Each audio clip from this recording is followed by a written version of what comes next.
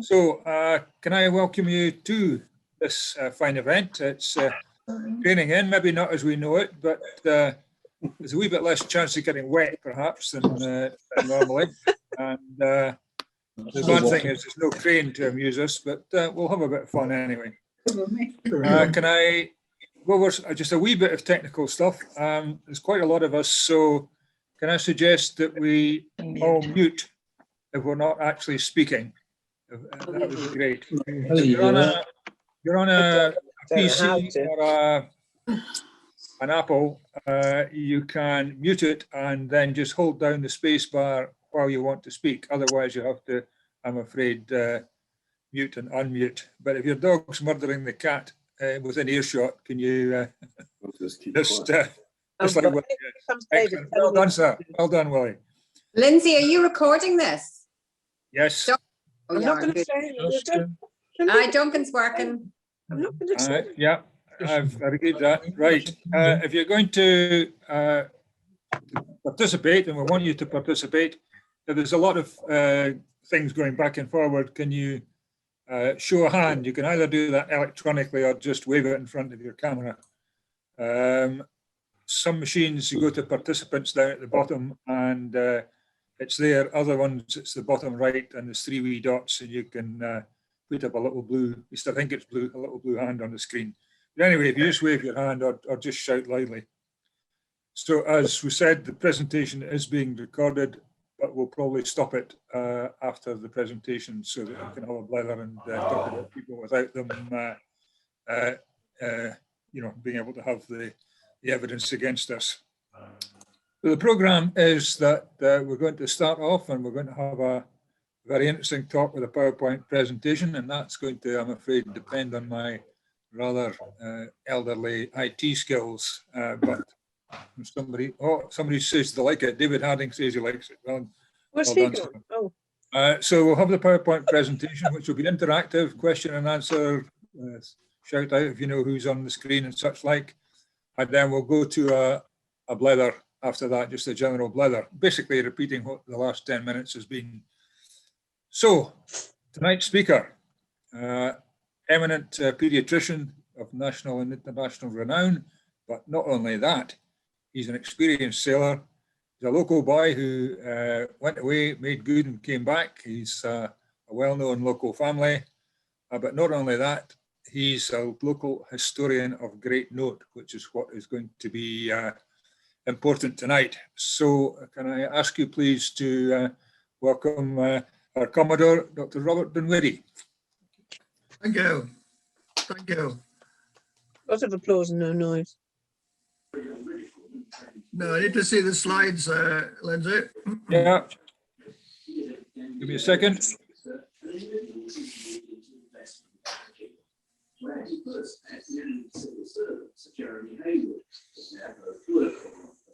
Well, a minute.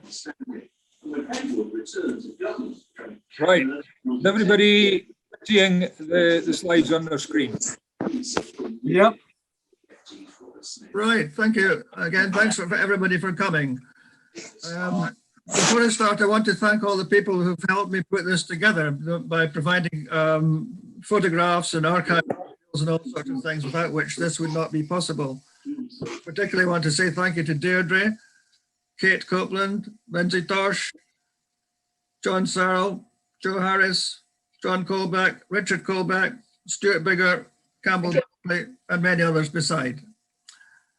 What I want to show you now is how, over a long period of time, KIPPFORD Village, its piers and slipways, in various shapes and forms over many years, have been completely integral to the enjoyment of our sailing activities, which you would not believe have been now going back for 130 years, which I will show you shortly. Next slide. Next slide is just to orientate you. This is an old postcard of KIPPFORD, probably 1930s or before. Nice picture of KIPPFORD in its old days. Straight ahead of you, you can see what I'm going to call the Quarry Pier. I know it's our pier now, but it was Quarry Pier for many, many years. Both a solid slipway and also a wooden pier on the front, which I'll come back to in a minute. If you look to the middle of it, just where that white sail is on the right-hand side, you can see what's called, I'm going to call the wee pier, which you know Thank you. goes down in the middle. Next slide. This is another picture taken many years ago from a textbook called The History of the Colvin Coast. And I think it was taken probably about 1900 or so. And if you look at it, the bottom, you can see the KIPPFORD village was much less built up in those days, not unexpectedly. You can see the nice pier there I showed before, both the slipway and also the wooden pier. And if you just look beyond that, you can see how the river curves around. We know the river course changes every year from year to year, and that's how it was in, let's say, 1900. Also want to point out, you can see the boats in the mud there, how flat that mud is. It's not great big piles of it and things like we have nowadays. It seems to be a completely different level, but this shows you, again, how things change over the centuries. Next slide. This is a nice painting of the same thing. And again, you can see the wooden pier there. People have said, why do you have a wooden pier? When actually what you're taking off that is railway trucks full of heavy granite stones. But I think what I understand is why you had that was because other ships could moor up on that and discharge cargo, and particularly passengers on and off this, because in early days, I'm talking 1870s onwards, KIPPFORD was a very popular holiday destination for people from particularly Liverpool and Merseyside. So that's partly why that is there. Next slide. This also shows that the wooden pier in the background again is a nice sketch. And I want to bring to your attention the boat in the front, the dinghy in the front with the name BA3. We'll come back to that in a few minutes, but it's a nice sketch of the area past times. It's nice, isn't it? Right. Slide. So the first pier I want to talk about is the pier on KIPPFORD Slipway. And as you know, this was replaced by a new one in recent times, largely funded by money from local authorities and local grant-giving bodies. And it's a very fine pier and much enjoyed by everybody nowadays. In my time, I remember there was a glass fiber pier on there before that one, which Rex Filer and John Robertson used a great deal. Some of you will remember it. And it actually fell to bits and it had to be taken away. Now, what I want to ask you guys is, do you remember any other pier there before that fiberglass one that John and Rex used to use? Does anybody have a memory of that? No? No. No. Okay. So the main thing of that, of course, was that was the slipway more than a pier, but there is a pier, it was a pier, and there's a new pier now. If you go to the next slide, please. This is just to remind us that, of course, KIPPFORD was a major shipbuilding and repairing area. Again, this is the slipway, which is now KIPPFORD Slipway Limited. KIPPFORD Slipway Limited. The first boat that was built on this in KIPPFORD on this area was, believe it or not, 1816. And boats were built and repaired there for 100 years up until around this time, just before the Second World War. And then, of course, it wasn't viable anymore to build. Of course, ships became more made of steel and so forth. But it was a very busy area in its time. And of course, when that closed down, it became KIPPFORD Slipway Limited, which we all know as a chandlery, and which, as you also know, very sadly, is going to stop functioning completely within the next few weeks. So that's 100 years of KIPPFORD history about to change, which is in some ways is sad, very sad, but there you go. So if you go to the next slide, and this is, I'm going to now talk about the origins of racing boats at KIPPFORD. And as far as I can understand it, it was first undertaken by a lady called Agnes Houston. And she was the owner of Heston Island. And she's also the great grandmother of a certain tribe that we know called the Copelands, John, James, and Ronald. And she started racing on the KIPPFORD in 1885, as far as I can tell. Fantastic. This picture, which was given to me by Richard Colbeck, is dated 1889. So racing went on during all this period. In those days, the person who organized it had to buy all the prizes and give them to the sailors, him or herself. But well, it isn't Commodore, that's the way it's to be done.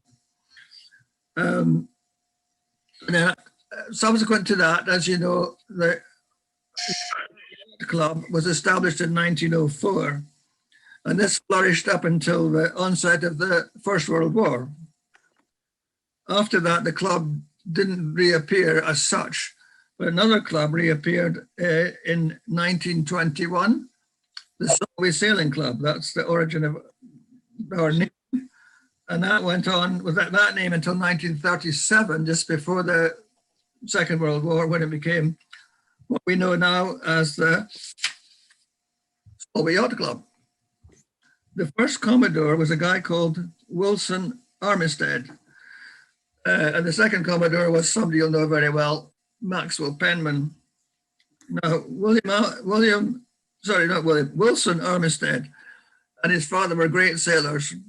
And they used to go up the west coast of Norway, up to Tromsø. And one of the boats they bought to do that with was called Red Cross. And that boat belonged to a guy called Gustav Amundsen. Now, Gustav was Roald Amundsen's brother. So there's an amazing connection there with famous Norwegians and the Solway Yacht Club. So, as I said, our club went on from 1904 up to the First World War. And then after that, it ceased to function. Next slide, please. What came up? Yay! Sorry? Please comment if you want, or just stop me if you want at any time. The next thing was what I saw called the Solway Sailing Club. And they started off by ordering the design of a particular dinghy that everybody could be the same for racing. And that is shown here, and it's called the Solway Dinghy. It was commissioned from Morgan Giles, a very good designer in Tynemouth. About 10 or so were built in Kirkcudbright by a company called Sayers. And they performed very well, and it made competition much more even between people at that time. And as you can see here, most of them were named after Galloway Hills, Screel, Ben Gairn, Ben Yellery. Yes, Curly Wee. There is a mountain called Curly Wee, believe it or not. Lotus, Knockindock, and Setonia. And they were used for racing by the club until the late 1930s, very successfully. Next slide. This is our friend BA3, which I believe was one of these as well. And you can see the design, it's clinker built, and it's got what's called a gunter rig on it. And I don't know if you can see that on the back, the rudder is a particular shape by which you can recognize these boats. So that's a design that was used and very successful in the 1920s and 30s. Next slide. This is another one, which I think might be Curly Wee. You can tell from the rudder, it's the same design. The reason I'm showing this picture is if you look to the very right-hand side, you can see the Anchor Hotel, because we were trying to date when this picture was taken. If you look at the Anchor Hotel, it's only got 2 floors on it. We'll come back to that in a minute. And to the left of that is a big gap, which, as many of you will know, subsequently was occupied by Rex Filer's Art Deco house. If you go to the next slide, you can see the place as it is today. And you'll see, if you look at the Anchor Hotel there, you see how it's got 3 floors now. Extra floor was put on sometime. And you can see Rex Filer's Art Deco house on the left. You can. I understand that was built in 1959, but I think the picture I showed you was well before that. But it's interesting comparison of how things changed subtly over a period of time. I remember before. Okay, next slide. Next slide. No, next slide, I want to concentrate on the role of what I call the wee pier, because up until 1950s, this was the center of activity where I understand races started and so forth. So to look at some of the surroundings of that. This is it today. Right. Next slide. Yeah, this is, I think, a version of it way back in 1908. It looks to me to be the same place. As you can see, Scriel and Ben-Guerin in the background. And you can see ships making their way up to Polnaki and Dalbeattie Harbour. They would be carrying phosphate, fertilizer, and raw material for bone meal fertilizer. Phosphate is a bit easier. And you can see that people were loading and offloading goods onto the little pier, but that's it away in the past. And it has been rebuilt since then to its present situation. Next slide. So another reason I'm bringing this up, the use of this place, there's a house we will know called the Moorings. Now the Moorings is almost opposite the wee pier. And I think that's why it was written on the back of this picture, because I don't know any more about it than that. But I think the Moorings was probably a house that was used because it was convenient for starting and finishing races. And you can see some of the well-known names of the staff there: Amy Loudon, Major McDermott, and Grim. And the house, if I might interrupt there, Robert, because I owned the Moorings at one time. And the house next door is the Anchorage. And the two are actually co-joined in the middle, so that there were coffee tea rooms in the Anchorage that were being furnished from the Moorings. So the whole thing was a sort of clubhouse. Very good. At that time. So it was actually, that's interesting to know, thank you. It was used as I've just indicated what I thought it was. And Mamie Loudon, Robert, if I may say, owned Wim Cottage. Yay. And ran it as a tea room in the 60s. Very good. We'll come back to her again. We'll see her again. She was quite obviously a very good sailor because she's won lots of prizes. Next slide. So again, I think showing activity around the middle of the village, you can't be certain about this, but it looks to me like that's the seawall there.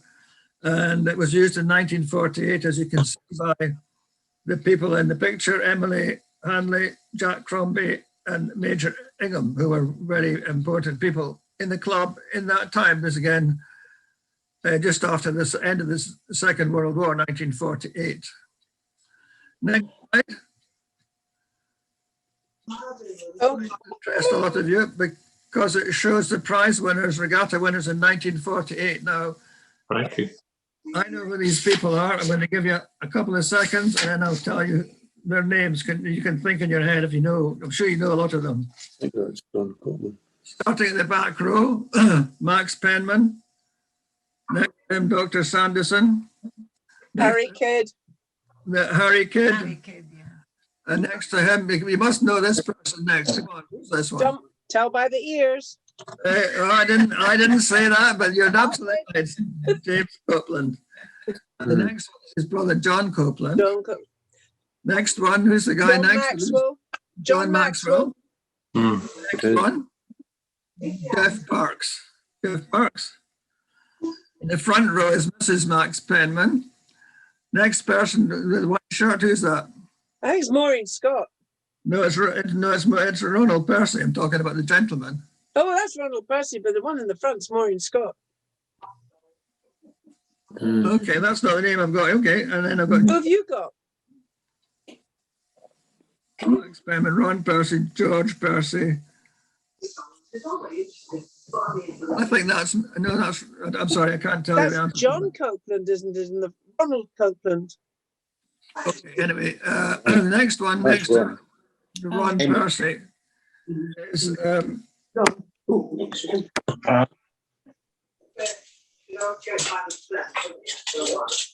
this guy in the jacket is George Percy, who's Ron Percy's father. Yeah. And the next one is another Copeland. So Ronald. And the next one is Mamie Loudon. No, Mrs. Parks. Mrs. Parks, it Oh, says. Mrs. Parks. Okay. Now, the wee girl, I understand, I think is Barbara Penman. Oh, it's Barbara. You're absolutely right. It's Barbara. No, she will be in her 80s or nearly 90 now. Is she heck? Sorry? She heck? Watch it. Deirdre, She's a year older than I am. I'm No, sorry, no, okay. He's Smack on the Where's wrist. Jim? Sorry? Jim, stick up for me here. Well, Anyway. Deirdre, if she's a year older than you, then 1948, you must be ancient. I was 2. Well, she's a good bit more than 2 in that Well, photograph. that's not 1948 then. Well, that's what the thing, that's what the label is on the back of the picture, so I just have to go with all that I can know. Okay, next picture. Thank you, Mr. Henderson. Mr. Henderson's joined us. Next slide. Next slide. Thank you, David. Again shows, I think, I'm trying to paint a picture of stuff in the middle of the village, like we just heard about the moorings. This looks a similar area. 55. Okay, next slide. Remember that. Now, as you know, in those days, a cannon shot was used to start the racing. And as I think Stuart Bigger pointed out, this boat has crossed the starting line before he should have done. So he's being severely punished for his misbehavior, as you can see. Right. Quite right, too. Quite right, too. Next slide.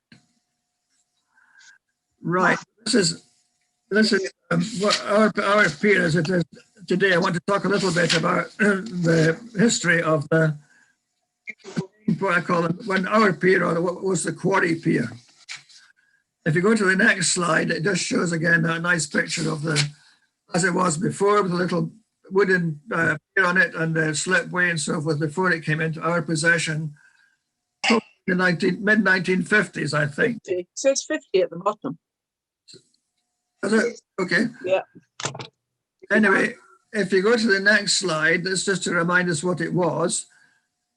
The quarry pier, the main quarry at KIPPFORD, was primarily in use between 1900 and 1939, finished by the time of the war. Belonged to a company called Caledonian Granite Company, but they weren't Scottish, they were based in Liverpool. And most cargoes headed off in that direction to Manchester and Liverpool. But it was also later used by Dalbeattie and Glasgow-based granite companies, as you can see. Next slide. The next slide was given to me by John Searle. It shows the quarry in the old days. And if you look at the car on the right-hand side, you can see how if you follow it track down, it ends up on the road and goes across onto the pier. And this is all up, as you know, those of you in KIPPFORD know this very well. If you go up Quarry Road, you end up in this area because it's all built over with houses now. And again, if you look at the bottom right-hand corner, there's very little building that, which is where we are now, the clubhouse and all that sort of thing. So if you go to the next slide, another similar ilk, and again, you can see if you follow the car down there, it goes right down past there, onto the road and down onto the subway. And again, if you look in the middle of the picture, there's hardly any buildings there at all. This would probably be, again, must have been 1930s, I think. John Searle might be able to What house is that? help with that one. Looks like Doris Moore, but it isn't. Anyway, that's why, obviously, the background to the quarry and the Quarry Road. Next one. In that time, this is moving to the 1950s now. The clubhouse, I believe, was in this house called Rock Villa. Correct. Which is right next door to the Anchor Hotel. Now, I've heard stories of all sorts of activities which went talking about fallouts between all true. committee members. That's a story for another day, but I'm going to call it Rock and Roll Villa because of what I've heard about what went on inside there. Okay, next slide. I think Rock Villa, Robert, alcohol was totally banned. So I think tales of parties in there must have been sort of overstretched a bit, I think. Absolutely true. Okay, but I've heard of fisticuffs in there and stuff like that. Oh, yes. Oh, yes. Oh, yeah. Whatever. There we go. Ronald Bogey and I used to have good times in there. So. Who said that? Jim Prentice. Apprentice. Okay, so I'm moving on now to 1951. No, go back to the previous one, please. No, previous one. Go back one, please, Lindsay. Can't do that. Right, okay, so now, of course, in those days, prize giving and so forth was very formal. This is in the Cairndale Hotel in 1951, of course, owned by J.J. Girotti, who you can see there. The most interesting person in this, well, of all the people, is the guy on the right-hand side, which is pretty obvious, of a fox, as you well know. If you want to just pass your eyes over the other people just for a minute, so we know who's there. John Penman, Murray Kerr, Perks, Percy, J.J. Girotti, McMurray, Colin Campbell, Matt Penman, Alpha Fox, and then we've got Mamie Loudon and Prim Penman there. I don't know why he was here in 1951. I don't know if anybody can tell me. I'm going to talk about his visit in 1958 in a minute, but that's a whole different ballpark. Yeah, I saw Alpha Fox on the telly today as Yes. part of the Duke of Edinburgh's the tribute to him.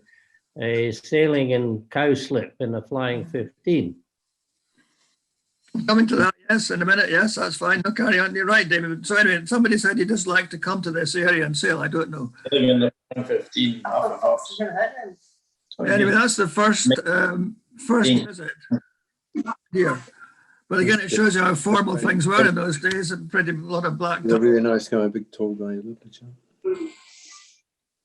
Okay, next slide. No. Yay! Cadets.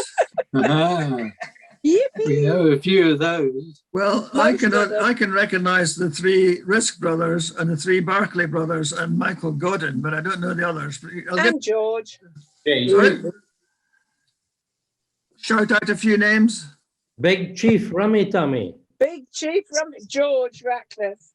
Oh, well, George Ratcliffe, of course, yes. Absolutely. And the one right in the middle will be Squeak Ratcliffe. Yeah. Michael Ratcliffe.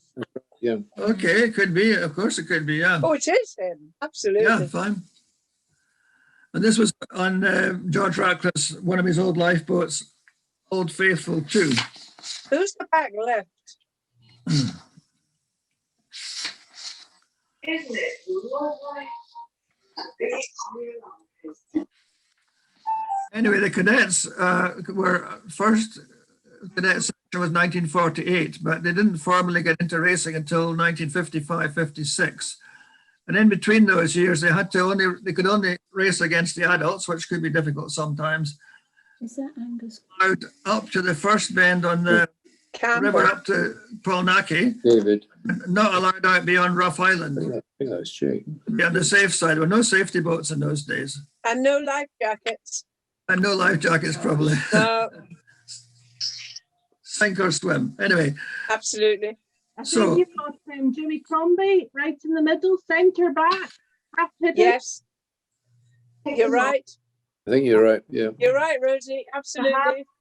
Yeah.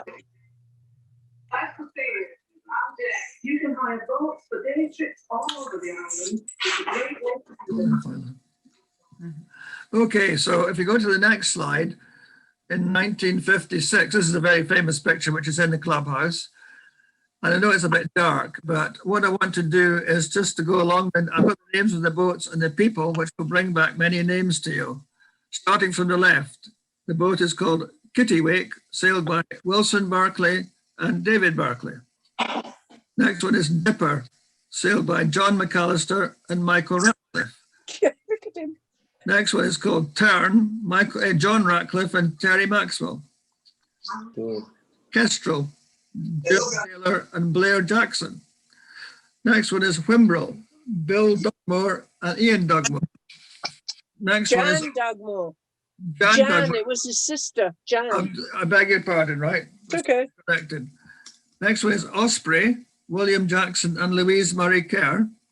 Oh, yes. One is Gannett, Dougal Gillespie. Is that related to Duncan? Oh, Gillespie, no? oh. Dougal Gillespie and Campbell Barclay. Now, just to say, Well, the William cadets got- Jackson ran the book Waterstones in Dumfries. If anyone went to Waterstones in Dumfries, they'd recognise, well, wouldn't recognise, but William Jackson was the manager of Waterstones in Dumfries for a long time. Was he not married to Joe Girotti's daughter? I don't think he was married, was he? I seem to remember him managing the Cairndale at one time. You could be right. Yeah, he was Joe Girotti's nephew. You're absolutely right, Roy. Thank you. Absolutely right. Okay, there you go. Next slide. I'm going to coming back to Arthur Fox, because this now we're now talking 1958 when he came along, as I shall show you, with his lovely wife Yvonne to open the new pier as it was then.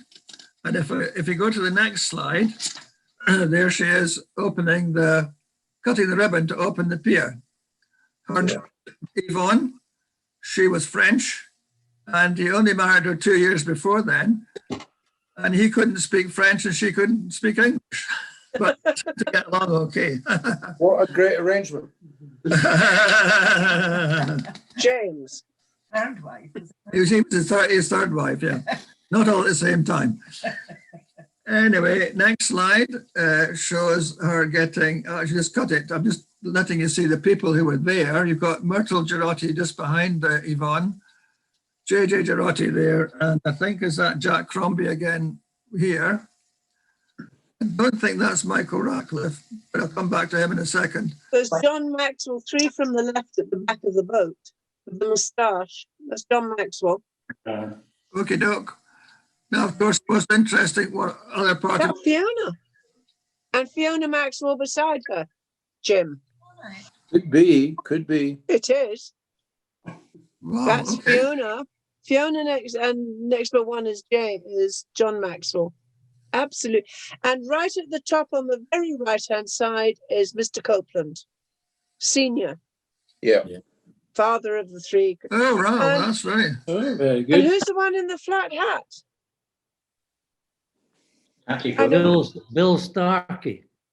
Good God. No, he was a bit rounder. He was the different shape.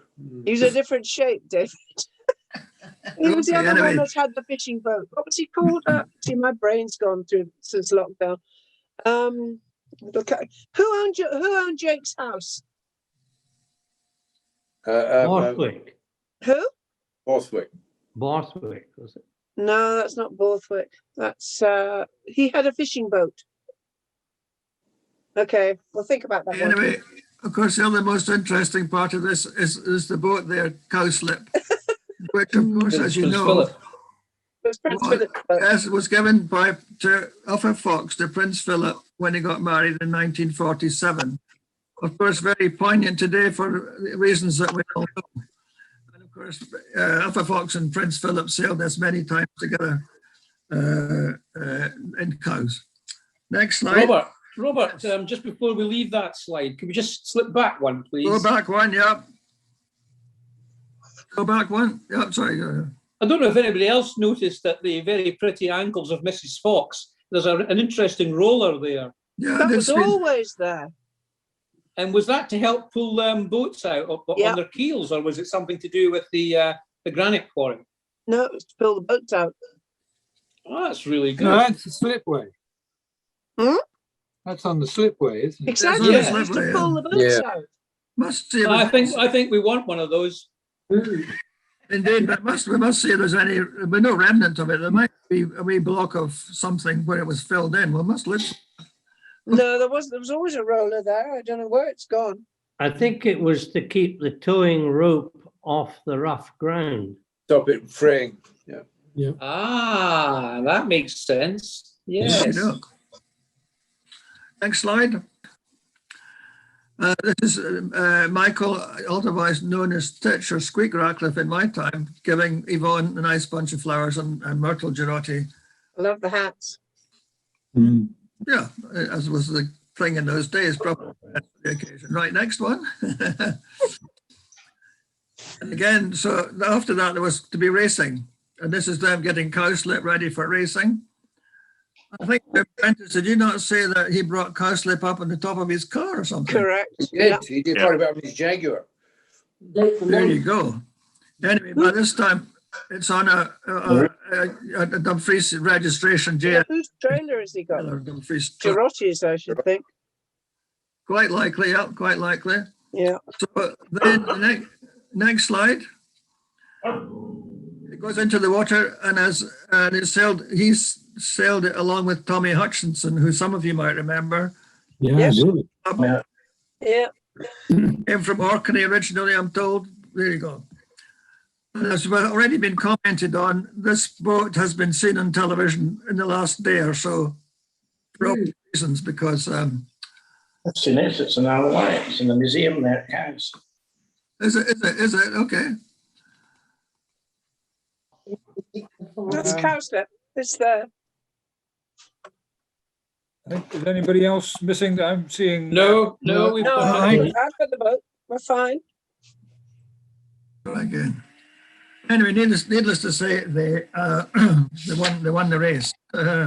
That's it. Thank you. It's back again. That's fine. Needless to say, they won the race, which was the KIPPFORD Quake of 1958. There you go.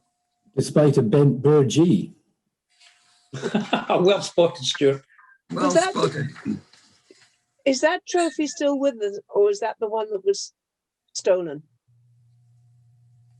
We don't have any record of that, do we? Because the trophy that Cowslip was on, was that not stolen in the 70s? That was the plate. We've still got the Quake. Have you still got it, Colin? The one that Oh, it's still sailed for every year, the Quake, yeah. It was No, the it actual, was it the was the salver. salver. It was the salver that was stolen in the 70s or Thank 80s. you. And that's had Cowslip on it, didn't it? Yeah, it does. It does. I've seen And it. that's the one that's missing. Yeah. Because it was stolen. Yeah, that's fine. Okay, next slide. Moving on to 19 Chain. now. We have here Donald Bogey, subsequently Donald Bogey MBE, as many of you will know, Chain, yeah. who I understand somebody can comment on this. Racing driver.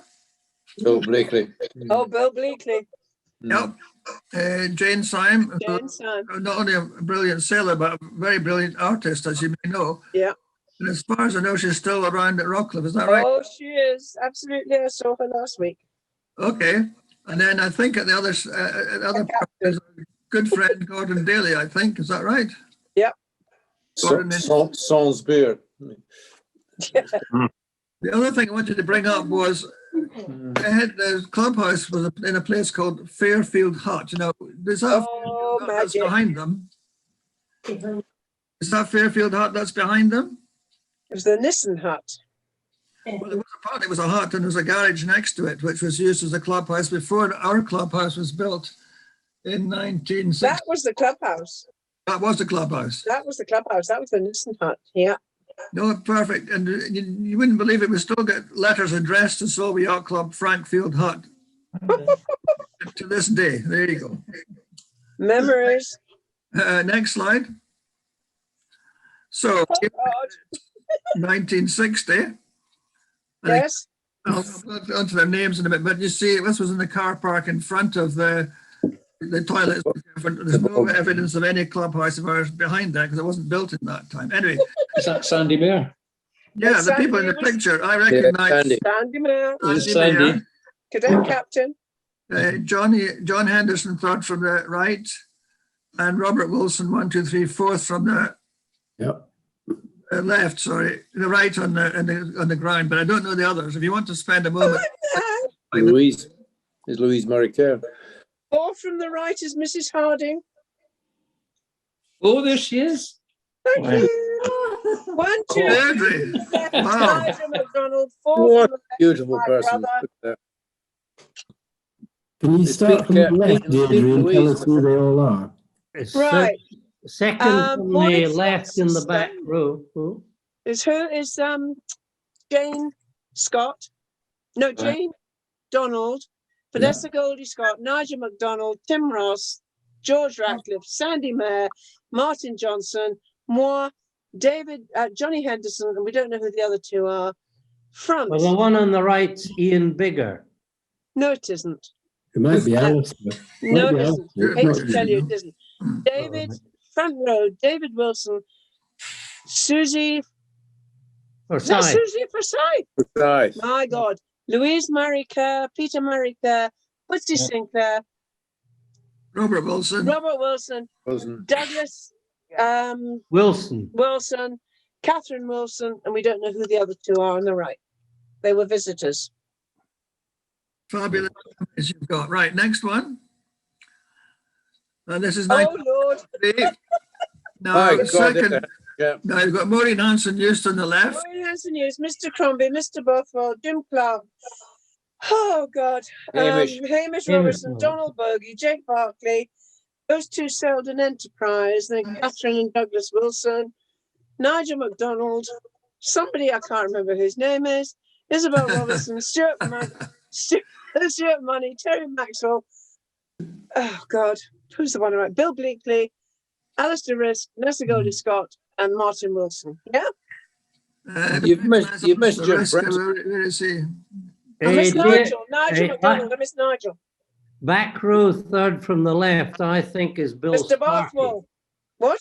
Oh, Bill Starkey. Starkey. Okay, yes, you're right. Bill Starkey. Yeah, Starkey, I definitely. beg to be. Thank you, Mr. Henderson. You're right. You're right. Okay, so But we're still next, debating bottom left. I say it's Alistair Risk and someone says it isn't. I don't recognize it as Alistair Risk, but not to worry. Yeah, fine. Next slide was given to me by John Searle. Thank you, John. Just only to say KIPPFORD Regatta 1967. And the entry fee for adults was 15 shillings and for cadets 5 shillings. Just the job. Right, next one. No, here's another one. Oh, brilliant. I don't know who the, I don't, please go ahead and see if you can identify it. Right, that's Anna Milne on the left, There's a Monaghan. Stuart Bigger, Jackie Wilson, John Searle. John Searle. Yeah. Yes, John Searle grew into middle. camera. Stuart Monaghan. No, he's on the right. Stuart Monaghan. That's Stuart there. On the Yes. right. Yeah, It's second Liz in from the Poole. right. Looks like Liz Stuart. Poole is in the dinghy pushing David Wishart off, Which is David Wishart. standing on the right-hand side. Oh, right. So Who's on the front?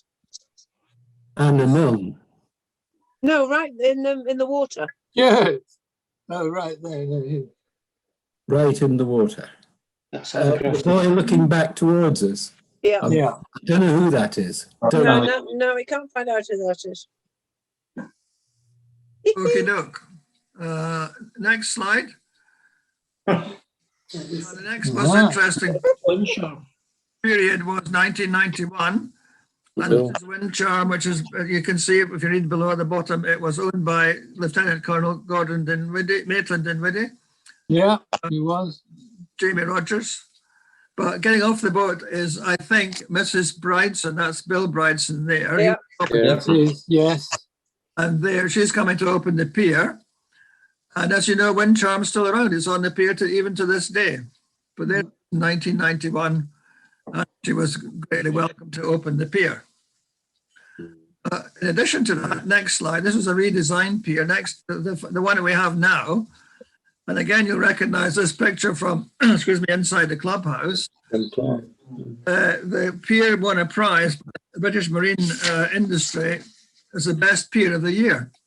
And this is in the 1991 boat show where they went down to get the prize. And as you can see, there are various people here. I think that's Jim Clark, is it, from Kirgunion? Yes. Correct. Yeah. Jerry Hartshorn, Correct. Yes. a very talented design engineer and so forth. Some say he was even involved in the design and construction of the Aswan Dam, believe it or not. But he's holding the prize, which again is in the clubhouse because he was the main man for building the pier. I don't recognise this guy next to him, but Tomorrow's World comes to mind. Raymond Baxter. Raymond Baxter. I know it. Yeah. I'm joking. Oh, she. Bill Brightson, Spitfire yeah. pilot. Oh, and many other things, of course. I haven't been able to identify these gentlemen kneeling down. They may be part of Kerry. No, we don't know who they are. We couldn't figure out. They were second. Okay, they were second. No, well, probably. Anyway, the kids are the two standing up ones are Kerry Hartson's grandchildren. And the other girl at the bottom is Sarah Cooper, daughter of Doe Cooper, who is now Doe Winter, okay? Who was Doe Filer? Yeah. Sorry? Do find it. Who was Doe Filer? Yeah, Yep. Long time ago. yeah, she was Doe, she would know, but she got married and then changed her name to whoever that to Cooper. She's Doe Filer there in that picture. Yeah. She wouldn't have been married. She's only about 8. That's Sarah. That's not Doe, that's Sarah. Sarah. It's Sarah. Oh, Yeah. God. Winter. Yeah, you're right. Okay, I've lost the picture again. Cooper. Cold Right, age. can you give me the next slide, please? We're coming near to the end now. The next one to talk about are the Tordorfs. David and Anne Tordorf were vets from Carlisle, as you may know. And he was Commodore 1995-96. And after that, the pair of them set off in a 40-foot ketch by the name of Status Quo. And they circumnavigated the world. They sailed 50,000 miles in it and visited 40 countries, believe it or not. So you wouldn't be surprised that when they came back to KIPPFORD, there were huge welcome boats went out to escort them in. And there was even a bagpiper on the pier. So that's another very nice when the Tordorfs came back. And the Tordorf Cup is a Tordorf Cup as well. And then just to see a couple of other events to bring us up to date, if you go to the next slide, the next person of great who came to the club was Sir James Blythe. Can you give us the next slide? Because as everybody knows, he came to talk at the centenary dinner, which was marvelously organised by Deirdre. Oh, we were there. You will remember? Yeah. Yep, God, do we I were there. remember. Nightmare. Yeah. Not now, they're a nice memory. Anyway, that's 2004. And if you go on from that next foot, Loud suits and blazers. absolutely. 2016, we started with the cadets in 1956. So here they are, 60 years later, celebrating at the clubhouse, again organised by Deirdre. And I've told you the names of all these people, and some of them are still around, as you well know. Yep. And then right up to date, second last slide is, of course, the award to the club of RYA Scotland Club of the Year in 2018. This is us receiving the prize, and of course, in the presence of another famous member of the club, Jock Wishart. We called him Fish. His nickname was Fish. Sorry? His nickname was Fish. Uh-huh. Because he was actually a swimmer. Okay. He's represented Scotland in 3 different sports, but the first one was as a swimmer. Oh dear. And was he not the one who gave an address to the Haggis of the Burn Supper that we were at once? Yeah. Yeah. A massive claymore, he sliced it with a claymore. Remember that?